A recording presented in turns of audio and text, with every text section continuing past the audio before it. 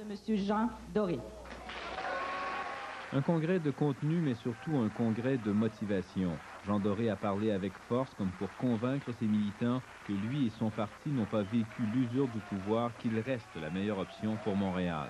Qu'au moment où surgit l'espoir réel d'une reprise économique, c'est pas le temps d'envoyer des apprentis sorciers à l'hôtel de ville.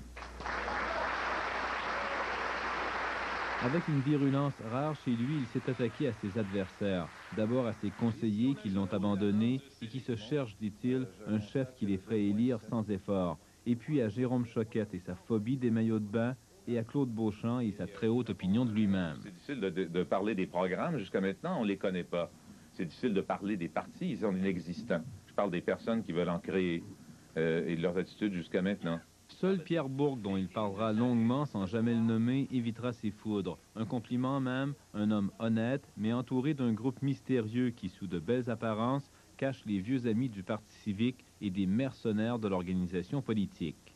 Et bien sûr, pour ces organisateurs chevronnés, l'astuce suprême, c'est de convaincre une honnête personne au-dessus de tout soupçon de devenir le sauveur. C'est la mode, affirme Jean Doré, du chef qui crée son propre parti de toutes pièces. Il oppose à cette mode les 20 ans de pratique démocratique du RCM et l'expérience inestimable de 7 ans de gestion en pleine récession, et un bilan où il nomme le programme des infrastructures, la revitalisation du Vieux-Port, du site de Terre des Hommes, la reconstruction du biodôme, la relance du jardin botanique.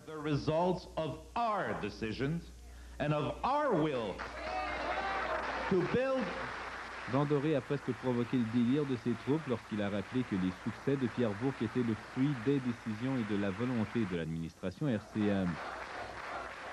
En quittant, un militant lançait « J'ai senti en fin de semaine l'atmosphère de la victoire, comme en 90.